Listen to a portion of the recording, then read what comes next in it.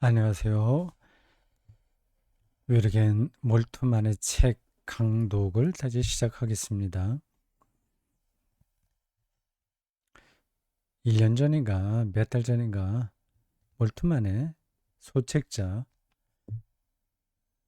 나는 영성을 믿는다. 믿는다인가요? 믿습니다로 되어 있을까요? 그 책을 한번 강독했습니다. 죽음 이후에 잠자는 시간이 있는 게 아니라 잠이라는 메타포로 설명되고 있으나 이미 그것이 영원한 생명에 포함된다는 내용의 책입니다. 거기서 저도 도움을 많이 받았습니다. 그 책의 그 출발이라고 할 수 있는 게 바로 이 책입니다. 절망의 끝에 숨어있는 새로운 시작. 이걸 이미 오래전에 몇십 년 전에 썼고 최근에 나는 영생을 믿는다. 그걸 썼어요. 같이 연관됩니다. 죽음과 그 이후의 삶에 대한 이야기예요. 절망의 끝에 숨어있는 새로운 시작. 이 책 제목이 원서를 직역한 건 아니고 의역을 했습니다. 여러분 그 화면에 책이 나오죠. 제가 사진으로 찍어서 이미지 파일을 올렸습니다. 새로운 끝에 숨어있는 새로운 시작입니다. 이 책 그 안쪽으로 들어가면 원서 제목이 나와요.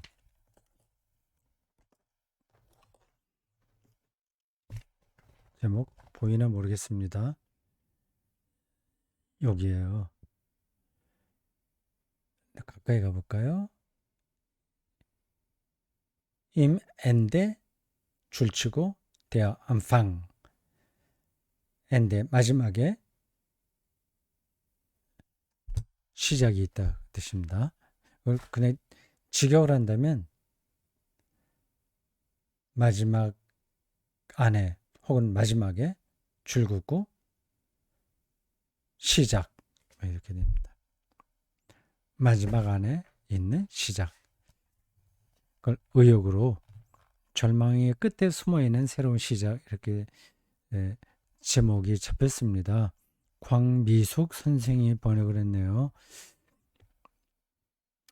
광미숙 선생은 이화여자대학교 사회학과 신학 두 가지를 전공했네요. 그 당시에는 이중 전공이 많이 있었던 것 같습니다. 독일 튜빙겐 대학에서 몰트만 교수의 지도로 조직신학 박사학위를 수여받았습니다. 현재 성공회 대학교 신학과 외래 교수라고 하네요. 이 현재라고 하는 게 2006년이니까 지금은 다른 데 계신지 모르겠습니다. 몰트만 선생의 지도로 박사학위를 받은 한국 학생들이 많습니다. 많은 정도가 아니라 너무 많아요. 너무 많다는 표현이 적합하지는 않겠으나 한국 학생들을 편애한다고 볼 정도로 많은 한국 학생들이 베르겐 몰트만 밑에서 박사학위를 받았습니다.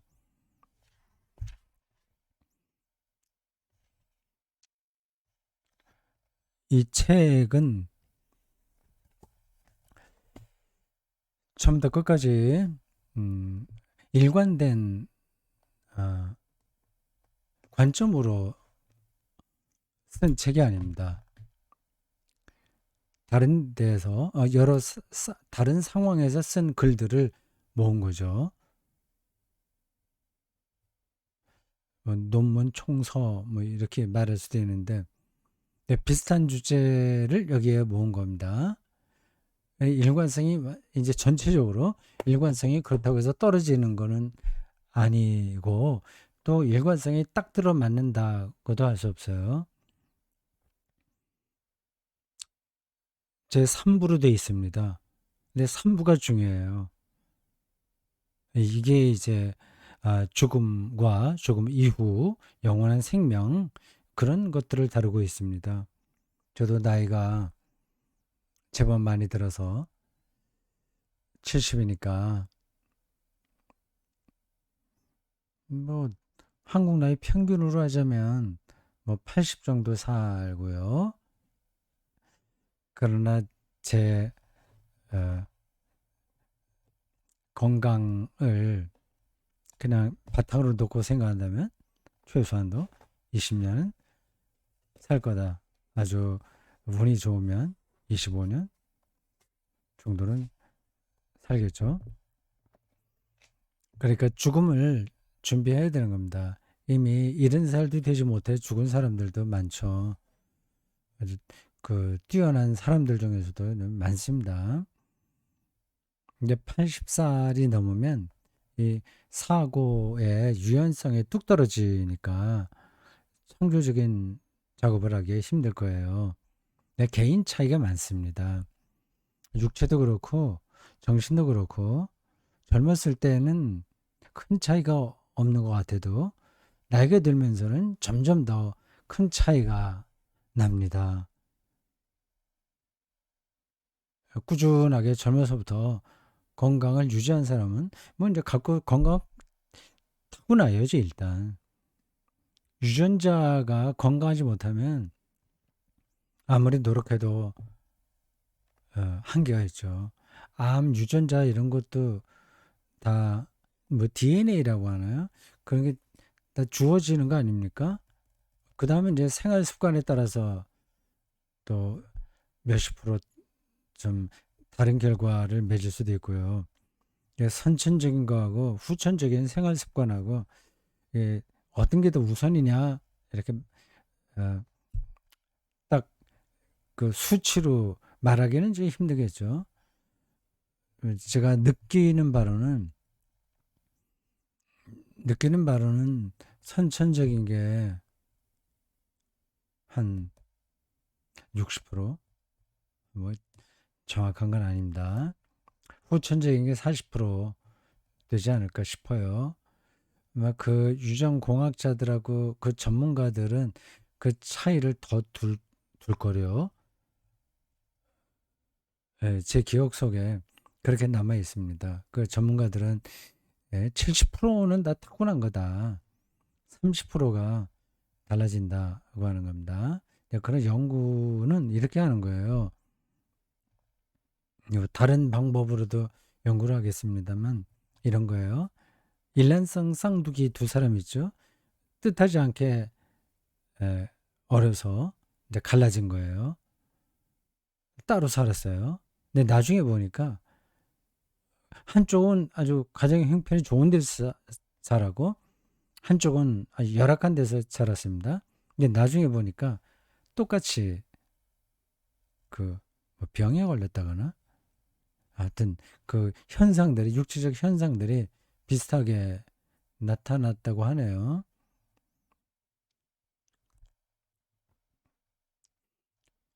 뭐 이런 부분들은 제가 정확하게 말씀드릴 수 있는 게 아닙니다.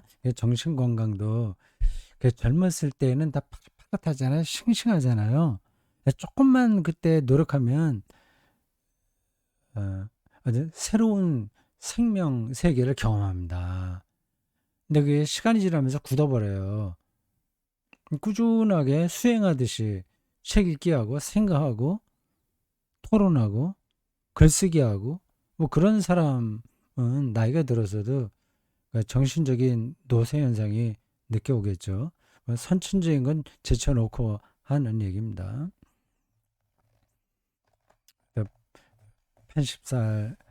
80살까지는 뭐, 뭐 크게 걱정 없겠다. 테니스장도 출입할 수 있겠다. 그런 욕심 아닌 욕심이 있습니다. 다른 여담으로 그런 얘기도 했어요. 지금까지 한 1000편 가까이 설교 원고를 썼습니다. 970편인가 몇 편 썼어요. 960편인가 970편 썼을 겁니다. 앞으로 20년만 더 쓰면 2,000편을 쓰지 않겠나 이런 생각을 했습니다. 아직은 제가 설교 원고를 쓸 만큼 제 육체와 정신이 잘 돌아가는 것 같아요. 근데 어쨌든 말이 잠깐만 길었습니다. 곧 머지않아 죽음을 생각해야 되니까 그 준비를 해야죠. 그 특히 이제 목사로서 준비를 해야죠. 제가 신학대학 들어가고서부터 50년 세월이 흘렀는데 50년 동안 신학을 붙들고 살아왔지 않습니까? 그러면 신학의 근거에서 이제 죽음도 또 준비를 해야 되죠. 그런 면에서 이런 책들은 도움이 많이 되는 겁니다. 1부, 2부, 3부가 있는데 3부가 핵심이에요. 1부는 조금 간략하게 하고 2부는 좀 덜 간략하게 하고요. 3부는 좀 자세하게 하겠습니다. 음, 그리고 차례는 제가 기회가 주어지는 대로 반복하겠습니다. 차례만 갖고 제가 이 강독을 할 수 있어요. 그건 강독은 아니죠. 차례만 갖고 한다면 이 텍스트를 읽어야 되는데 읽지 않고 차례만 보고 이 멀티만이 어떤 얘기를 하는가를 설명할 수는 있습니다. 그게 여러분들 귀에 더 속속 들어오긴 하겠죠. 어, 단점은 몰트만이 한 이야기 디테일한 것들을 다 붙들어낼 수 없다는 데 있습니다. 그 텍스트 디테일한 것들을 강독하면서 차례를 어, 반복해서 확인하는 과정, 그런 식으로 진행하겠습니다. 지난번 체스터턴 할 때도 비슷하게 했어요. 체스터턴 글 읽기가 강독으로요. 저에게 크게 도움이 됐습니다. 그 사람은 그러니까 설교자로 말한다면 다른 이야기하지 않고 오직 성경만 얘기하는 사람이에요. 그것도 교리적으로 얘기하는 겁니다. 조직 신학을 얘기한 거예요. 설교, 여러분들 그 차이를 아시는지 모르겠어요. 설교자가 신자들이 어떻게 사느냐 하는 것에 관점을 두기도 하고, 그거보다는 성경의 세계에 관점을 두기도 합니다. 약간 그게 겹쳐지기도 해요. 어떤 사람은 삶의 문제를 60% 다루고 성경을 40% 다루고, 어떤 사람은 뭐 좀 반대로 삶의 문제를 30% 다루고 성경의 세계를 70% 다룹니다. 저는 뭐 그렇게 좀 분류한다면 성경의 세계, 성경은 곧 신학의 세계니까요. 그거를 한 80% 하고 삶의 문제를 20% 정도 할 겁니다. 뭐 이것도 숫자로 정확하게 말할 수는 없는데 제 느낌이 그래요. 근데 그거는 80%다, 20%다 하고 하는 거는 저에게 큰 의미가 있지는 않습니다. 이 두 개가 겹쳐지고 있기 때문이에요. 성경과 그 성경의 세계를 논리적으로 해면 신학은 삶의 문제를 당연히 담고 있습니다. 그 세계만 정확하게 이야기하면 그걸 근거로 해서 어떻게 사느냐 하는 것은 답이 나와요.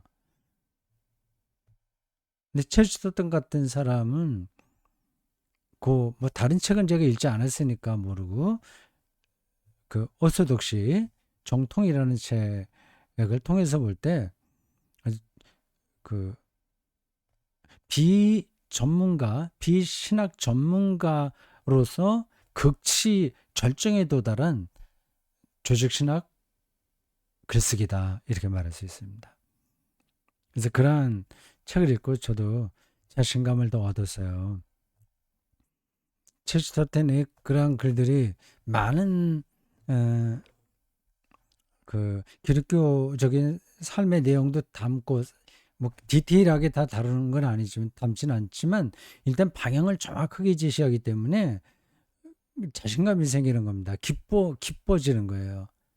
기독교인으로 산다는 게 말이죠. 설교를 지금까지도 제가 그렇게 해왔는데 계속 그렇게 하는 것도 필요하다.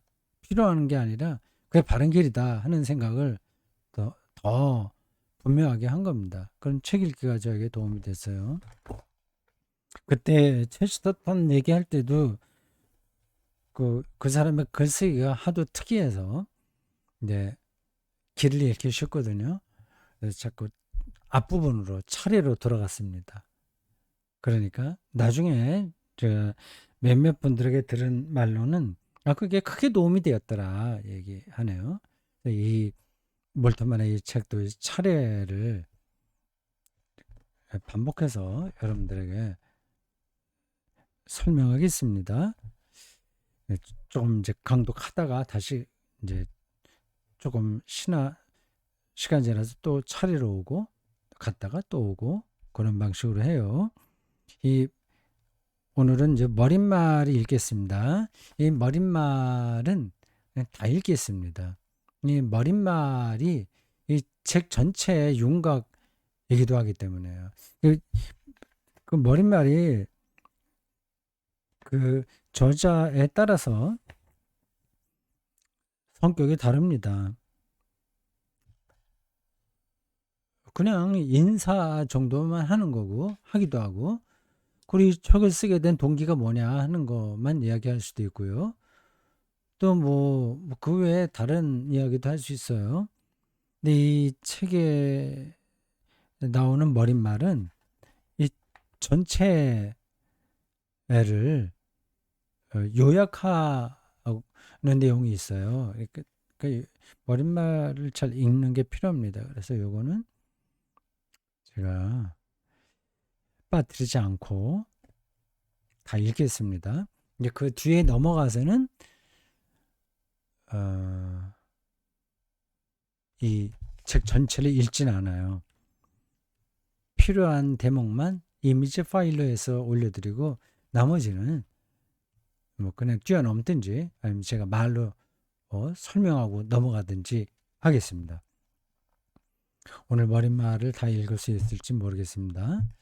머릿말 다음에 이제 차례가 나옵니다. 머릿말이 먼저 나오고 그 다음에 차례가 나와요.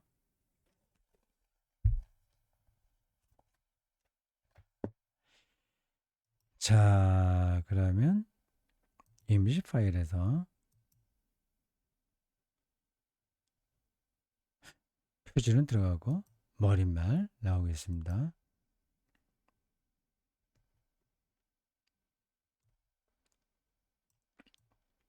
머릿말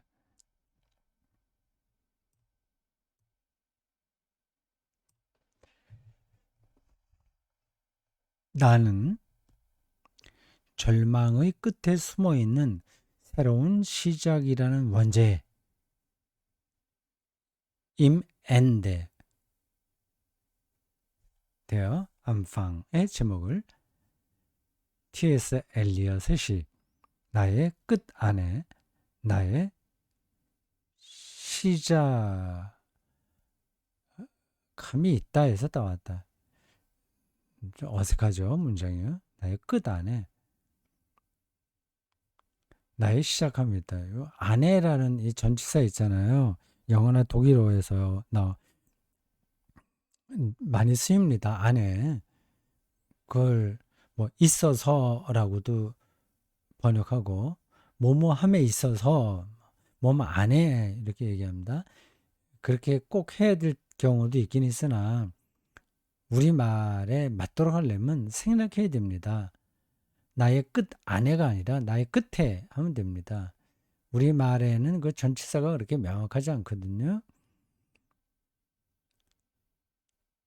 명확하지 않은 게 좋다는 뜻이 아니라 우리말 어법에 맞게 하려면 나의 끝 안에 나의 시작함이 있다 이렇게 하면 안 된다는 겁니다.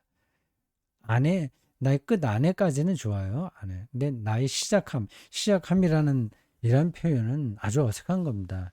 나의 시작하면 됩니다. 이걸 더 자연스럽게 하려면 나의 끝에 내 인생의 끝에 시작이 있다. 마지막에 처음이 있다. 이렇게 하면 됩니다. 나의 끝 안에 나의 시작합니다. 뭐 의미가 전달되긴 하지만 어색하죠. 엘리엇의 시에 나오는 거 봅니다.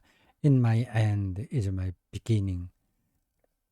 이를 통해 나는 기독교의 희망이 지닌 능력을 표현하고자 하는데, 이는 기독교의 희망이 삶의 부정과 패배의식으로부터의 부활의 능력이기 때문이다. 몰트만은 희망의 신학자로 불립니다. 그를 세계적 신학자의 반열에 오르게 한 책이 희망의 신학이죠. 테올로기 대 호프능이라고 합니다. 그런데 에르니스트 물러흐의 희망의 원리라는 책에서 그 집필 동기를 부여받았다고 하죠. 에르니스트 물러흐, 그 막시즘적 철학자인데 저 잘 모릅니다. 이름만 여러 번 들었어요. 희망을 얘기하죠. 희망의 원리라는 책이에요. Das Prinzip der Hoffnung. Das Prinzip Hoffnung 이렇게 돼 있을까요? 관사가 중간에 정관사가 빠졌나? Das Prinzip 이건 맞습니다. 원리예요. Das Prinzip Hoffnung. 희망의 원리. 그게 에르니스트 블로흐의 명제입니다. 그가 그 책에서 희망이 있는 곳에 종교가 있다, 이런 관점을 보이는데, 몰트만은 종교가 있는 곳에 희망이 있다, 그렇게 말을 해요. 뭐 이렇게 말 한두 마디로 그 의미가 전달되지는 않습니다. 그러니까 희망이 이 몰트만 신학을 관통하는 그 키워드라고 할 수 있습니다. 희망. 기독교의 희망이 삶의 부정과 패배의식으로부터의 부활의 능력이기 때문이다. 이러한 기독교의 희망은 죽음의 그늘로부터 삶이 다시 태어나는 것을 의미하기도 한다. 희망. 그러니까 부활의 능력은 희망인데, 죽음의 그늘에서 다시 태어나는 것, 새로운 출생, 거듭남, 이런 것들이 다 부활, 희망과 연관되는 겁니다. 또한 그것은 인간의 죄악으로 인해 삶이 더 이상 유지될 수 없는 곳에서 새로운 시작을 가능케 하는 능력이다. 이런 문장들도 또 설명이 필요하긴 해요. 지나가겠습니다. 인간의 죄악으로 인간의 삶이 더 이상 유지될 수 없는 곳이 어딜까요? 전쟁터, 그리고 성적 유린을 당하는 곳, 인간 그 노동이 파괴되는 곳, 등등 생태계가 무너지는 곳, 그렇게 볼 수 있겠죠. 극가득은 기독교가 말하는 희망이 배신당했을 뿐만 아니라 학대와 버림받았던 십자가 처형이죠. 배신은 제자들로부터의 배신, 학대와 버림을 받았던 십자가 처형당하는 사람에게는 사형수에게는 먼저 린치가 가해집니다. 예수가 채찍으로 또 맞았다고 하죠. 예수 그리스도의 부활의 영으로부터 유래하기 때문이다. 완전히 절망적인 곳에서 새로운 희망이 시작했다는 게 부활 영성의 핵심 아닙니까? 근데 그러한 희망을 기독교가 알고 있고 그걸 선포하니까 삶이 더 이상 유지될 수 없는 곳에서도 새로운 시작이 가능하다. 그런 능력을 잃지 않는 거죠. 예수 그리스도는 하나님의 의에 죽은 자들로부터 부활하심으로써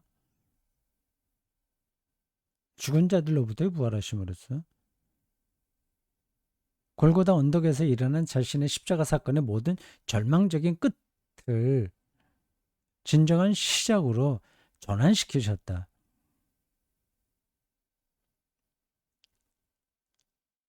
그렇죠. 그리스도교는 부활 사건에서부터 시작합니다.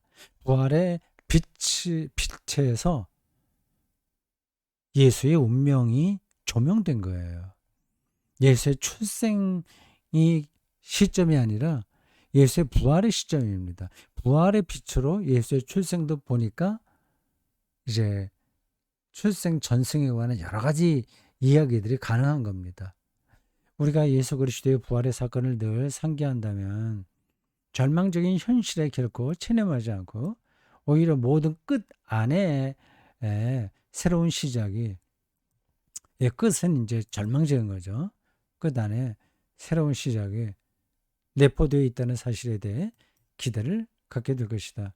그런데 우리는 우리 자신을 괴롭히고 우리에게 결여되는 것으로부터 자유할 때에야 비로소 새로운 시작들을 향해 앞으로 나아갈 수 있게 될 것이다. 이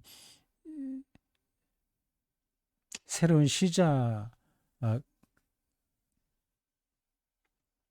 대한 기대를 우리가 하는데 어떤 절망적인 상황 가운데서도 말이죠. 그 우울증에 빠져 있는 것도 거의 절망적인 상황이죠. 거기서도 새로운 시작을 우리가 기대할 수 있습니다. 근데 거기에 어떤 전제 조건이 있다고 지금 몰트만이 얘기하죠.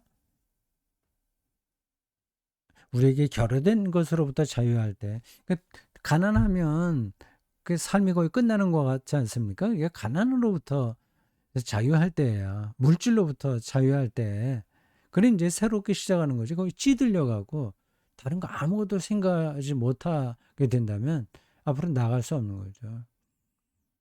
이 세상에 그 물질로 인해서 완전히 절망하지 않게 만드는 게 정치가 해야 될 일이죠. 기독교적인 희망을 안고 있는 정치인들은 그러한 세계를 향해서 나아가야 되는 겁니다. 지금 요 대목에서 몰트만이 말하려는 것은 기독교적 희망은 뭐 다 잘 되는 데서 더 잘 된다 이게 아니라 사람들이 이건 더 어떻게 해볼 수 없는 상황이다 하는 그 절망적인 데서부터 새로운 시작이 가능하다고 하는 겁니다. 네, 그렇죠. 그냥 아주 일상적인 예를 들면 이런 겁니다. 여러분들이 다 알고 있는 걸 제가 자꾸만 길게 설명하고 있나요? 그냥 지나갈까요? 실현당했을 때는 자기 인생이 끝나는 것 같습니다. 근데 거기서 새롭게 시작할 수 있거든요. 근데 그런 준비를 미리 잘 갖추는 게 믿음 생활이라고 할 수 있겠죠. 일련의 사람들은 성서가 세계의 종말을 지향하는 묵시 사상의 다음 쪽으로 넘어가야 되겠죠. 머릿말입니다. 머릿말 6쪽으로 가요. 6쪽을 찾아보겠습니다.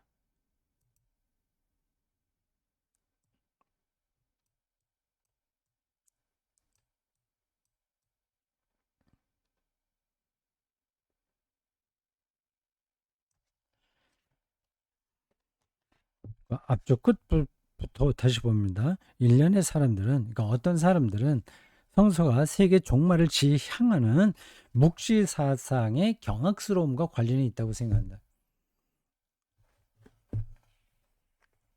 기독교가 말하는 세계 종말을 묵시 사상적인 차원에서만 본다는 거죠. 세상이 완전히 끝장나는 거야. 아니 카오스가 돼버리는 거야.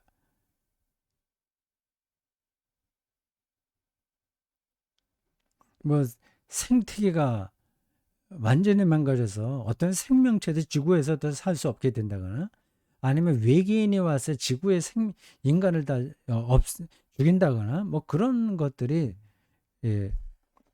마지막 그 묵시 사상의 그 마지막을 말하잖아요. 근데 사실 묵시사상이 말하려는 것은 그러한 지금 말한 이 경악스러운 세상의 종말이긴 하지만 꼭 그런 것만은 아닌 거예요.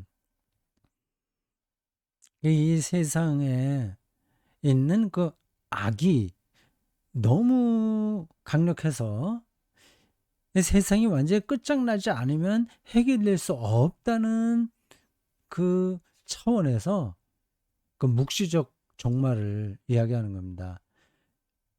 하나님이 직접 통치하지 않으면 이 세상은 결코 새로워질 수 없다는 절망적인 음, 역사 경험에서 나온 거죠. 그래서 바벨론 포로 사건부터 묵시 사상이 후기 유대교에 굉장히 중요하게 자리를 잡지 않았습니까?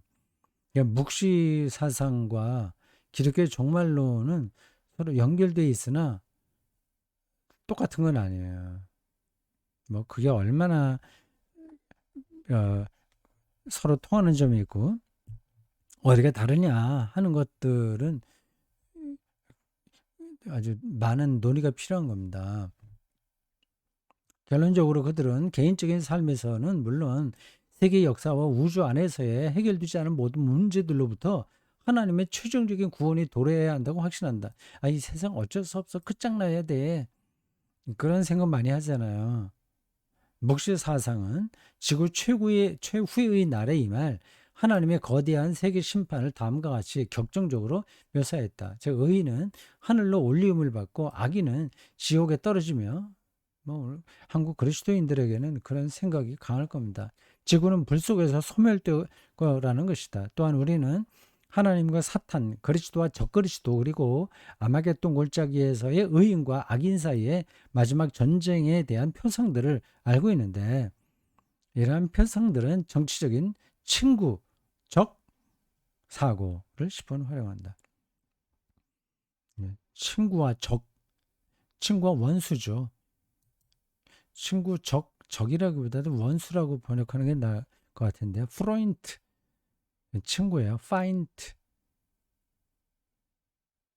원수 적 댕켄 사유 내 친구냐 적이냐 원수냐 이렇게 이원론적으로 구분하는 거죠.